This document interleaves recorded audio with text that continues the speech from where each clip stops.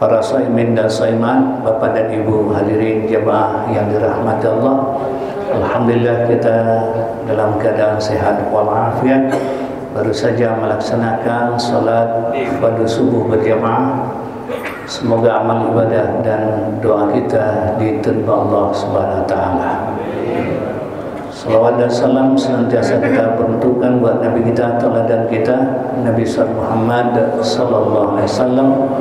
Semoga tercurah kepada keluarga, sahabat dan kita umatnya di akhir zaman. Semoga kelak berharap mendapatkan syafaat beliau di padang mahsyar nanti. Para saimin dan saimat yang dirahmati Allah, tanpa terasa kita sudah masuk kepada 10 terakhir. Kalau kita berpuasa 30 hari, 10 hari pertama itu disebut babak penyisihan. Itu biasanya jamaah namanya juga babak penyisihan, pesertanya banyak. Jamaah sampai meluber keluar, didirikan tenda. Kemudian 10 kedua itu babak semifinal. Itu jamaah satu persatu sudah mulai tereliminasi. Dan saf sudah mulai mendapatkan kemajuan. Yang semulanya saf itu jauh ke belakang, sekarang sudah mulai maju ke depan. Sekarang kita sudah masuk babak final. Biasanya babak final itu yang jadi juara tidak banyak, hanya satu. Tapi kejuaraan bulan suci Ramadan, mudah-mudahan kita yang hadir di sini semuanya meraih kemenangan Idul Fitri kelak. Taqabbalallahu minna wa minkum. Tapi berbeda dengan di Masjidil Haram, Masjid Nabawi. Menjelang ke ujung 10 malam terakhir itu jamaah semakin penuh, semakin membludak. Sama ramainya dengan haji. Karena orang meraih kemuliaan 10 terakhir itu, yakni Lailatul Qadar. Tapi jamaah di Indonesia 10 terakhir itu sudah banyak yang keder. Sehingga jamaah yang semulanya luber sampai keluar, pas malam-malam terakhir itu jamaah sudah berada di luar-luar. Tadi sampai keluar, sekarang sudah di luar-luar, di mall, di bandara, stasiun dan lain sebagainya. Itulah bedanya negeri Wakanda dengan tanah suci. Tanah suci beda dengan kita, tanah sengketa. Hadirin yang dirahmati Allah. Padahal Allah sudah memberikan semangat, motivasi, bonus pada malam-malam terakhir, khususnya malam ganjil. Allah berikan bonus Lailatul Qadar, malam qadar, yang nilai pahala ibadahnya setara dengan 1000 bulan atau sekitar 83 tahun. Tapi jamaah Indonesia karena jamaah tradisional, ya tetap aja penghujung Ramadan sudah mulai jamaah ekor tikus, makin lama makin lurus, makin ke ujung makin kurus, akhirnya mampus. Pas malam terakhir tinggal imam atau makmum atau itu di tempat saya. Dan di sini kita ramai karena setiap takjil dipersiapkan dengan menu-menu yang berbeda. Coba kalau nggak ada takjil, termasuk saya, ogah datang. Ya. Jadi mudah-mudahan nanti malam-malam terakhir sekali-sekali pesan nasi siap malam atau sederhana itu mungkin bertambah jamaah. Ya.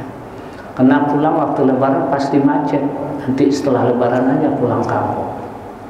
Hadirin yang dirahmati Allah, Allah berikan rahasia yang disebut dengan Lailatul Qadar. Lailah itu tunggal. Kalau banyak Lailah artinya malam. Kalau banyak malamnya layal.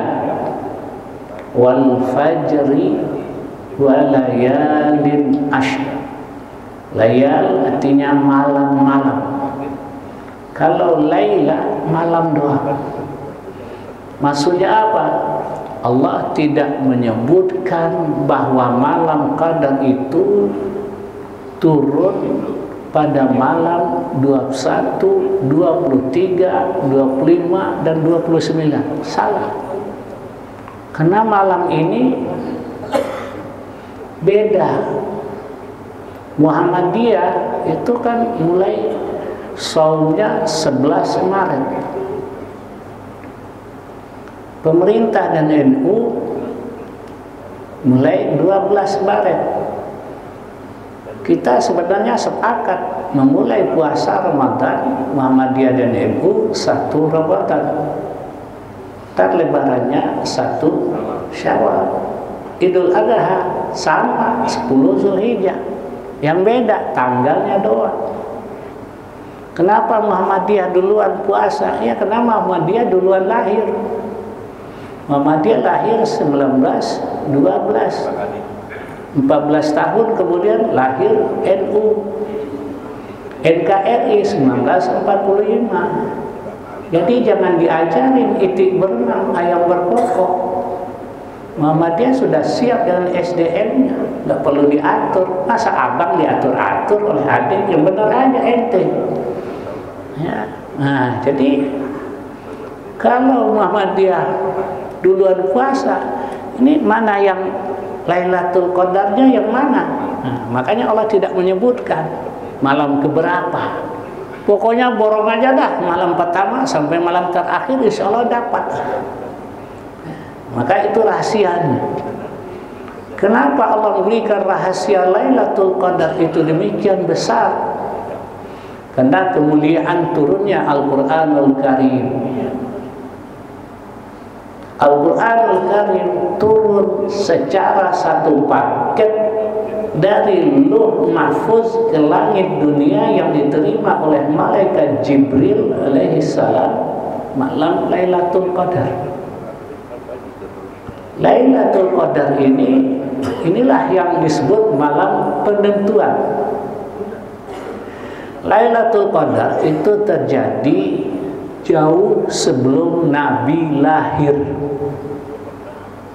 Jadi Lailatul Qadar itu istilahnya proporsalnya Masjid Al-Muhajirin.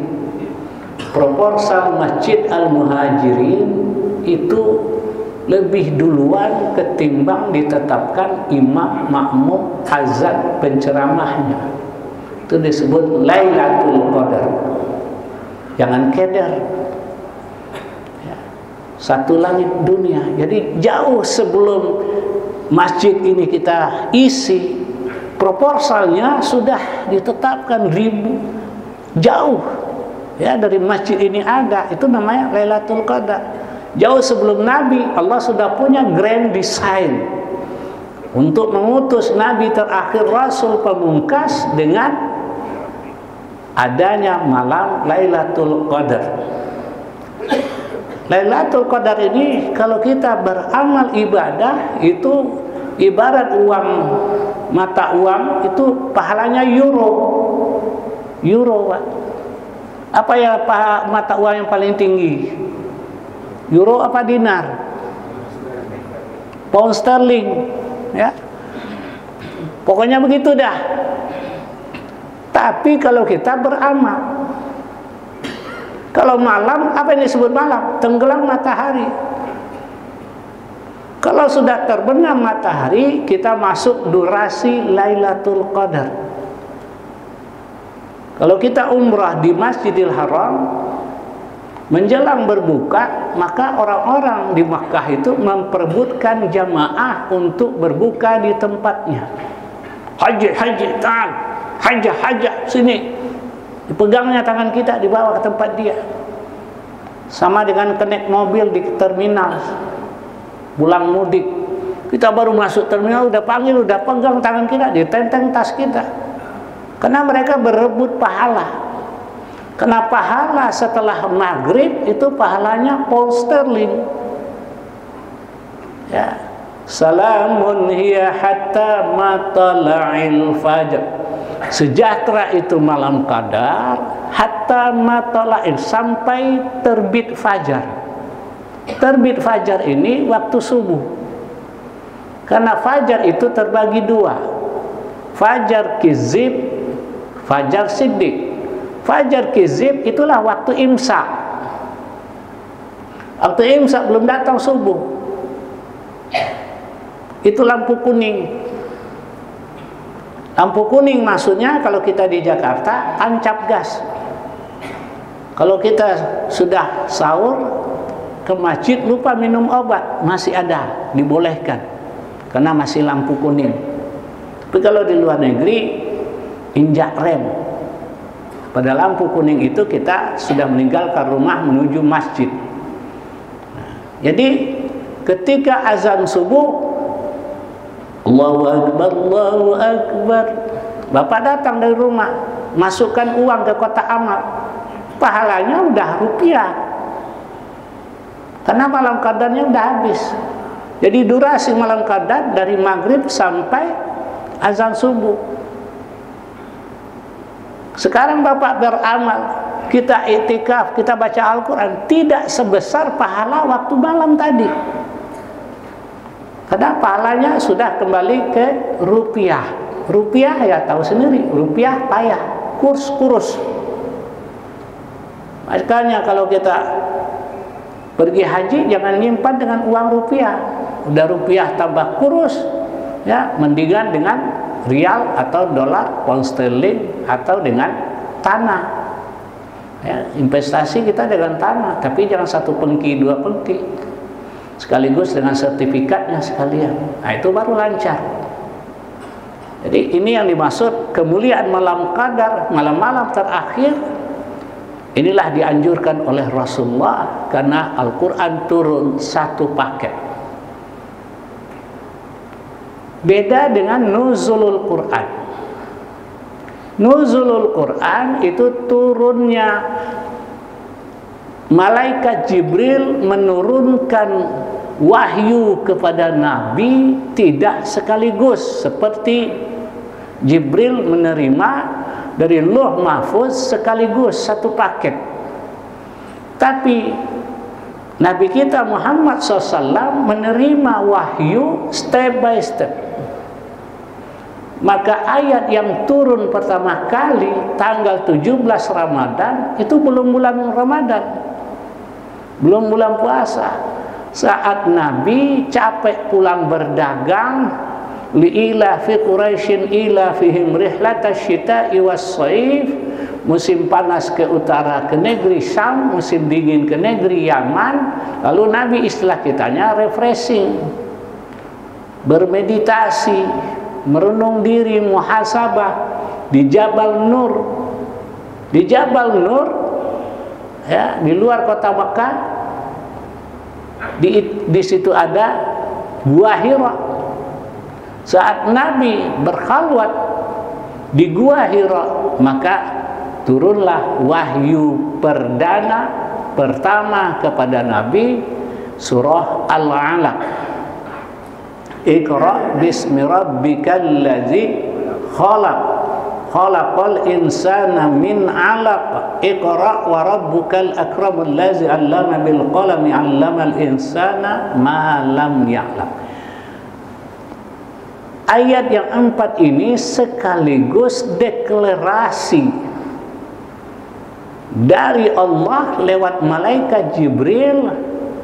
Nabi Allah pilih sebagai Nabi terakhir, Rasul pamungkas, pemimpin manusia dan jin. Itu yang disebut dengan tanggal 17 Ramadan.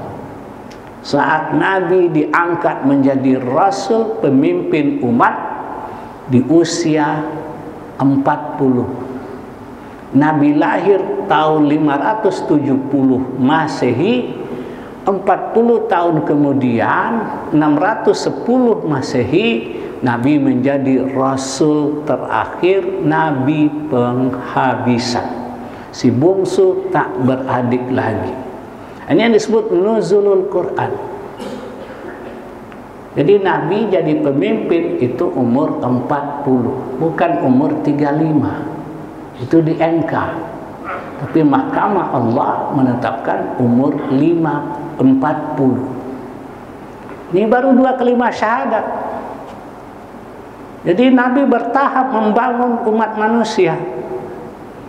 Tahap pertama membangun akidah, keimanan, ketauhidan. Jadi tidak langsung membangun infrastruktur. Lagu Indonesia mengamanatkan kepada kita oleh W.R. Supratman, bangunlah jiwanya. Jiwanya yang dulu bangun, akidahnya. Ya. Jangan bangun badannya. Yang nyata, tidak bangun akidahnya. 10 tahun Nabi berdakwah, banyak mendapatkan musuh, dibuli, dipersekusi, diisolasi, dieksekusi puncaknya. Di usia 50 Nabi dapat perintah. Inilah perintah sholat. Kembali dari perjalanan Isra Mi'raj. Di umur 42 kalimat syahadat, umur 50 perintah sholat. Aqimis sholata liduluki syamsi ila wasaqil laili wa qur'anal fajr. Inna qur'anal fajri kana masyhuda. Baru sholat. Diajarkan oleh Jibril. Setiap waktu sholat yang 5 waktu datang. Jadi pertama kali Jibril imamnya, Nabi makmumnya. Datang zuhur, datang Jibril, datang asar, dan seterusnya sampai subuh. Inilah bertahap. Karena salat tidak bisa bebas di Makkah. Karena rejim waktu itu adalah rejim represif yang Islamofobia. Maka kaum muslimin tidak bisa salat berjamaah. Mereka hanya salat di lereng bukit, di pinggir gunung, di luar kota, bahkan sembunyi di rumah. Karena Nabi diancam oleh rejim Golkur, golongan Quraisy, hendak dibunuh. Satu-satunya untuk keselamatan Nabi, umur 53, beliau hijrah ke Madinah karena mereka hendak dibunuh. Wa iz yamkuru bikal ladzina kafaru liyusbituka aw yaqtuluka aw yukhrijuka wa yamkuruna wa yamkurullah wallahu khairul makirin. Ketika Nabi kekeh untuk tidak berhenti dari berdakwah, lalu kafir rejim Quraisy menetapkan pemboikotan, isolasi. Kaum muslimin yang kurang dari 100 itu mereka diisolir di sebuah lembah Syi'ib di pinggiran kota Makkah. Tidak ada sembako masuk, tidak ada pedagang yang lewat, sehingga kaum muslimin termasuk Rasul hanya memakan dedaunan. Banyaklah kaum muslimin yang kurus kering, kurang gizi, bukan karena tidak ada bansos, tapi diboikot. Karena pemilu masih jauh waktu itu. Karena kasihan itu petinggi-petinggi Quraisy, Abu Sufyan, Abu Jahal, Abu Lahab melihat saudaranya sendiri hidup menderita, maka dia cabut isolasi ini, lalu diajak kompromi. Muhammad, gak usahlah kita bermusuhan, kita hidup damai berdampingan. Kami tahu, kami semua petinggi Quraisy tidak akan mengadakan pilkafah, pemilihan khalifah. Tapi kami sudah bersepakat untuk mengangkat dan memilihmu jadi khalifah seumur hidup, bukan 3 periode. Tapi syaratnya atuh mbok iyahu. berhentilah berdakwah. Nah, ini bujukan, ya, modus dari kafir Quraisy untuk menghentikan dakwah. Muhammad, engkau kesepian setelah ditinggal mati istrimu Siti Khadijah yang tercinta. Engkau sekarang sudah angka 1, ya, nyuci sendiri, masak sendiri, tidur pun sendiri. Kami punya stok banyak wanita cantik. Apakah seperti Luna Maya, Maya Estianti, atau Maya Saribati dan lain sebagainya? Yang penting kami serahkan kepada sampean, memilih 1, 2, 3 dan seterusnya. Tapi ya itu tadi, mari kita hidup berdampingan, jangan bermusuhan, terima saja kekalahan, ya. Nah, gitu bujuk kafir Quraisy.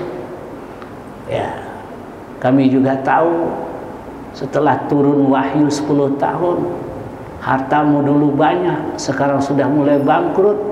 Kata Siti Khadijah juga sudah ludes dalam menegakkan dakwah. Kami punya dana talangan. Sampai tidak usah berdagang lagi, cukup duduk manis, maka rekening sampean akan gendut. Jadi ada 3 opsi yang ditawarkan oleh kafir Quraisy kepada Nabi. Nah, inilah yang diamalkan oleh ulama-ulama pecundang zaman now. Baik itu kena kenyataan, bukan fitnah. Itulah yang diterima oleh Babe Haikal, Gus Miftah, Gus siapa lagi, ya. Kalau udah kenyataan seperti Abu Lahab salah, ya tetap disebut Abu Lahab, bukan gunjing namanya, biar kita sadar dan istiqomah, ya, diterima. Kalau Nabi tidak, disampaikan pesan lewat pamannya Abu Talib, ya ammi, wahai pamanku, sekiranya orang Quraisy itu meletakkan rembulan matahari di pundak kanan, rembulan di pundak kiri, aku tidak akan berhenti berdakwah walaupun nyawa tantangannya. Ketika disampaikan berita ini, maka orang kafir Quraisy mengalami deadline, jalan buntu, karena tidak bisa membujuk merayu Nabi dengan trinita, tahta, harta, wanita. Kalau sekarang tambah Toyota dan Permata, Pancata, maka orang kafir Quraisy melakukan intelijen kekerasan. Muhammad harus dibunuh. Sebenarnya dalam rapat khusus Rapinsus Golkur, golongan Quraisy di Darun Nadwa, jadi balai sidangnya orang kafir Quraisy namanya Darun Nadwa. Kalau bapak nanti bangun mushola atau masjid, jangan kasih nama Darun Nadwa, itu balai sidangnya kafir Quraisy. Hadirin yang dirahmati Allah, dalam rapat itu 3 opsi. Muhammad harus ditangkap dan dikurung seumur hidup. Opsi ini ditentang oleh koalisi Indonesia, koalisi kafir Quraisy. Yang satu, Muhammad itu apa kesalahannya? Apakah dia memperkosa istri dan anak perempuan kita? Apakah Muhammad itu seorang koruptor sehingga harus ditangkap dan dihukum seumur hidup? Mentah, udah mentah-mentah. Lalu ada opsi yang kedua, bagaimana kalau Muhammad itu kita usir keluar kota Mekah dan tidak lagi melihat batang hidungnya, kita aman terkendali? Ditolak juga. Begini Mas Bro, Muhammad itu orang santun, dia tidak emosian, akhlaknya terpuji, dan dia tidak pernah nyakitin orang walaupun orang nyakitin dia.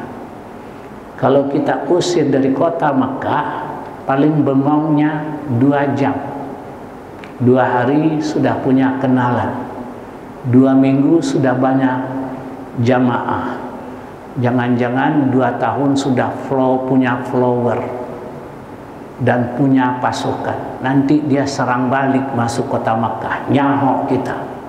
Nah, saat jalan buntu itulah datang penasihat ulum dari orang kafir itu, itulah Profesor Dr. Iblis LA, bukan LC, LA, laknatullah alaih, membisikkan kepada Tuan Abu Jahal, Muhammad harus dibunuh dengan cara kumpulkan semua pemuda Quraisy, mereka dikasih senjata tombak, bukan pedang. Kalau pedang nanti sesama teman kena nanti. Ini hotspotnya hanya satu, tubuh Muhammad. Jadi dengan tombak. Maka diputuskanlah rapat ini, direkrutlah semua pemuda-pemuda Quraisy yang hebat, yang punya ilmu bela diri yang tinggi, dikasih tombak. Sebelum berangkat mengepung rumah Nabi, mereka dikasih briefing di Darun Nadwah. Mereka dikasih nasi bungkus dari sederhana, minum kopi wedang jahe, cuma pakaian seragam dan ikat kepala belum ada karena tukang sablonnya belum lahir. Tapi tombak sudah ada. Kalian harus membunuh Muhammad di luar rumah. Tunggu dia keluar rumah. Kalau kalian jantan, jangan berantem di rumah, memalukan. Piring pecah, gelas pecah, TV berantakan, jendela somplak. Jadi bunuhlah Muhammad di luar. Punya etika juga dia, kafir Quraisy. Ya. Setelah mereka berangkat jam 00, hari H jam D, maka saat itu rumah Nabi sederhana. Rumah Nabi yang sekarang disebut maktabah. Di penghujung kita tempat sa'i, sebelum ke tempat wuduk, nah itu ada maktabah. Rumah Nabi itu bolong-bolong temboknya sehingga bisa diintip dari luar sedang ngapain yang punya rumah. Berbeda dengan rumah pejabat, ya, dengan pagar yang tinggi, kawat berduri, kamera CCTV and security. Rumah Nabi biasa aja. Ternyata Nabi sedang tidur dalam, mereka mengepung atur posisi.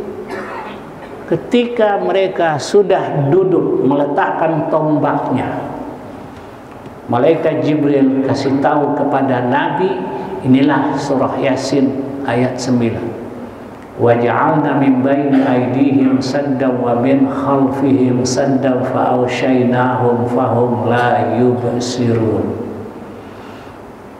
Walaupun mereka sudah istilahnya minum kopi wedang jahe, tapi ketika duduk nyender di rumah Nabi menunggu beliau keluar, maka kantuk menyerang mereka segede-gede onta, menindih pelupuk mata mereka, sehingga ke depan tidak melihat, apalagi ke belakang. Kami selimuti dengan tidur pulas. Baru duduk udah saut-sautan ngoroknya. Ketika itulah Nabi diperintahkan Jibril, get out. Nabi keluar dari rumah, menandakan orang ini tidur pulas. Dalam riwayat, Nabi ngambil segenggam pasir, taruh di jedahnya, tidak ada reaksi.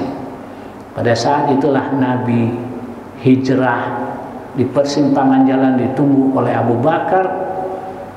Maka usia Nabi ketika hijrah 53. Sampai di Madinah 15 hari perjalanan onta. Ketika paginya terlihat Nabi tidak ada di tempat, yang tidur di tempat Nabi adalah Sayyidina Ali. Ketika matahari sudah terang, orang kagak sabaran, kok Muhammad tidak bangun-bangun. Ketika masuk ke dalam rumah, dibuka selimut, ternyata Ali yang ada. Tanya, mana Muhammad? Lah, kalian yang jaga dari semalam kok tanya ke saya? Jangan tanya saya dong. Nah, akhirnya kecele. Nabi disambut oleh masyarakat Madinah dalam keadaan penuh sukacita, euforia. Pemimpin baru sudah tiba. Tala'an badru alaina fattafat minhul budur wajib syukru alaina ma da'a lillahi da'a. Mulailah Nabi di Madinah konsolidasi kaum Ansar dan Muhajirin. 2 tahun Nabi menetap di Madinah, umur 55 turun perintah puasa. Ya ayyuhallazina amanu kutiba alaikumus syiyam kama kutiba alal ladzina min qablikum la'allakum tattaqun. Jadi Nabi menerima perintah puasa di usia 55, tanggal 30 Sya'ban, hari Senin. Mulailah kaum muslimin berpuasa, tidak makan, tidak minum. Hadirnya ketika kaum muslimin mulai tidak makan dan tidak minum, orang-orang Yahudi nyaring kupingnya, karena waktu itu belum ada Instagram dan WA dan HP Android. Mereka menyampaikan berita, mengutus kurir kepada rejim kota Makkah. Maka kurir itu mengatakan, ya Abu Sufyan, Abu Jahal, saya dapat berita dari Madinah atas perintah dari Yahudi, mumpung Muhammad tidak makan dan tidak minum, pengikutnya masih sedikit, sampaian kecolongan dulu waktu mengepung rumah Muhammad, sekarang kerahkan pasukan, kerahkan prajurit. Dalam 3 hari mereka berhasil mengumpulkan 1.300 prajurit andal, 100 kavaleri. Abu Jahal korlap, koordinator lapangan. Yang tidak pergi berperang hanya Abu Lahab. Abu Lahab hartanya yang perang, duitnya yang pergi. Abu Lahab lah yang membiayai logistik kafir Quraisy untuk berperang. Logistik itu drum bergalon-galon, khamar berderam-deram. Kemudian ternak kambing yang untuk digulingkan, bukan digulingkan pemerintah digulingkan, kambing guling. Ya, biar pesta di malam-malam penantian perang. Maka ya ada artisnya lagi. Artisnya namanya Ummu Jamil untuk menambah grup musik dan artis spirit of war, semangat perang. Kaum muslimin sedang berpuasa Ramadan. Saat itu tanggal 17 Ramadan. Kaum muslimin hendak berlebaran pertama kali. Datang musuh. Sudah menetap di sebuah perigi namanya Badar. Coba, Nabi sudah dan kaum muslimin 13 tahun disakiti oleh Abu Jahal, Abu Lahab, Abu Sufyan, cucunya yang masih hidup sampai sekarang, Abu Janda. Hartanya disita, hartanya dibegal. Kaum muslimin hijrah ke Madinah, baju satu kering di badan. Sudah mulai hidup tenang, menghindari pertumpahan darah. Orang mau lebaran pertama kali 17 Ramadan, datang musuh. Nah, ini orang Betawi ngomong, ikan bawal belanak beli, lu jual gua menak beli, lu obral gua borong. Begitu juga orang Surabaya, rawe-rawe rantas, malam-malam butuh, esa hilang dua terbilang. Kami orang seberang juga nggak ketinggalan, Pak. Kalau berjuang, semua kita berjuang. Lahabi padam dek baralah, tasasa pun tiam kaulu, dak kayu janjang dekap yang dak ameh bungkah biasa, dak air talak dan pancur. Inilah semangat jihad. Turun wahyu, surat Al-Hajj 39-40. Uzina lillazina yuqataluna bi annahum zulimu. Diizinkan bagi kalian 17 Ramadan menghunus pedang, mengangkat senjata, menyambung nyawa, karena kalian sudah dizalimi 13 tahun lamanya. Kurang apa kita? Nah, itu kata Nabi. Turun wahyu. Apa kesalahan Rasul sehingga diperangi? Apa kesalahan umat Islam sehingga dimusuhi? Allazina ukhriju min diyarihim, mereka yang terusir dari kampung halaman mereka, kota Makkah. Illa ayyaqulu rabbunallah. Kesalahan umat Islam, kenapa orang kafir fobia? Karena Tuhan mereka Allah. Itu doa. Kaum muslimin tidak ada koruptor, apalagi yang menjual aset negara. Ya. Hanya Tuhan kami Allah. Maka pada saat itu 17 Ramadan inilah komando jihad pertama. Jadi jihad dalam Islam bukan membunuh orang yang tak bersalah, ngebom gereja, tidak. Tapi jihad mempertahankan akidah dan harga diri yang sudah diinjak-injak oleh kafir Quraisy. Nabi berapa pasukannya? Hanya 300, Pak. Tidak ada yang prajurit Anda. Ya, orang gak siap. 300 inilah yang dilindungi oleh Allah. Ketika perang hendak pecah, Nabi di tengah siang bolong, waktu zuhur, matahari di atas ubun-ubun, waktu zuhur belum masuk, beliau keluar dari kemahnya, lalu dia beristighosah. Istighosah itu sering digunakan oleh NU dalam konteks politik. Ini politik juga, tapi politik akidah tauhid. Nabi menadahkan tangan kepada Allah. Jadi beda dengan doa. Kalau doa setelah sholat, kalau istighosah dalam emergency. Pada saat itulah Nabi menadahkan tangan kepada Allah. Ya Allah, sekiranya kami yang sedikit ini mati semua, takkan ada lagi yang menyembahmu. Doa istighosah Nabi ini diabadikan Allah dalam surah Al-Anfal ayat 10. Wa iz tastaghitsuna rabbakum fastajaba lakum anni mumiddukum bi alfin minal malaikati murdifin. Ingatlah ya Muhammad ketika engkau beristighosah menadahkan tangan kepada Tuhanmu, lalu Allah kabulkan doamu. Allah turunkan ribuan malaikat yang siap tempur. Ini Allah bantu dengan malaikat yang siap tempur. Yang melihat malaikat turun membantu Nabi hanya Rasul. Kemudian musuh melihat. Sahabat kagak melihat. Kalau sahabat melihat, lega dia. Ada teman yang banyak membantu, gua tidur lagi soalnya bulan Ramadan, kan begitu.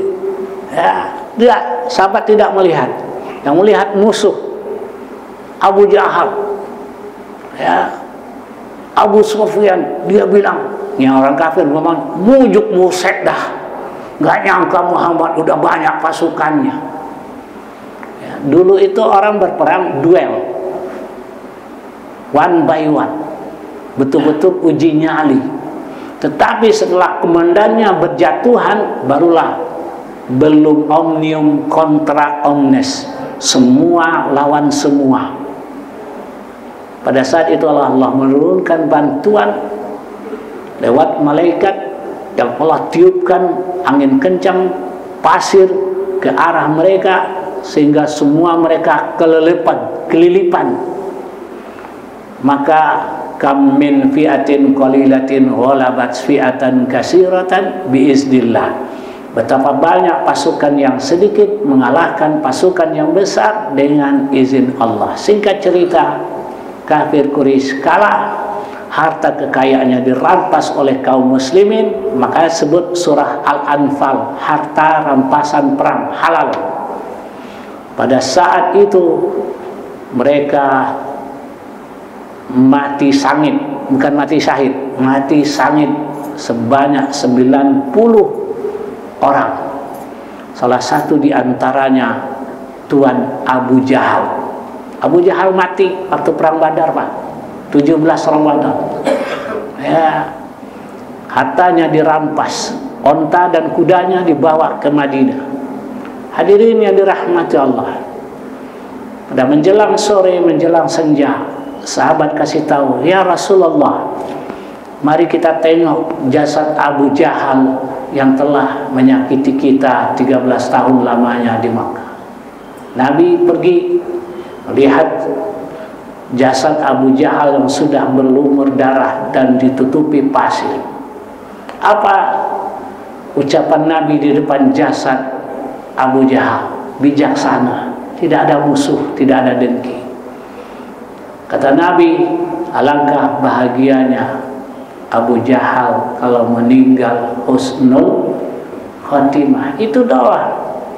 Coba kalau kita udah marah itu sumpah serapah, mampus lu hal, gua kata juga apa, makan dah pencarian lu, diledahin dah. Itu kalau kita. Kalau saya juga begitu, udah gede. Tapi Nabi dengan bijaksana, hati yang lapang, dada yang tidak sempit, alangkah bahagianya Abu Jahal. Inilah politisi sejati. Politikus kita mewariskan kedengkian dan permusuhan dari generasi ke generasi, dari pemilu ke pemilu sampai zaman now. Nabi tidak. Nabi tidak punya musuh, orang doang yang musuh Nabi. Inilah yang terjadi 17 Ramadan, turunnya perang Badar, perintah perang Badar.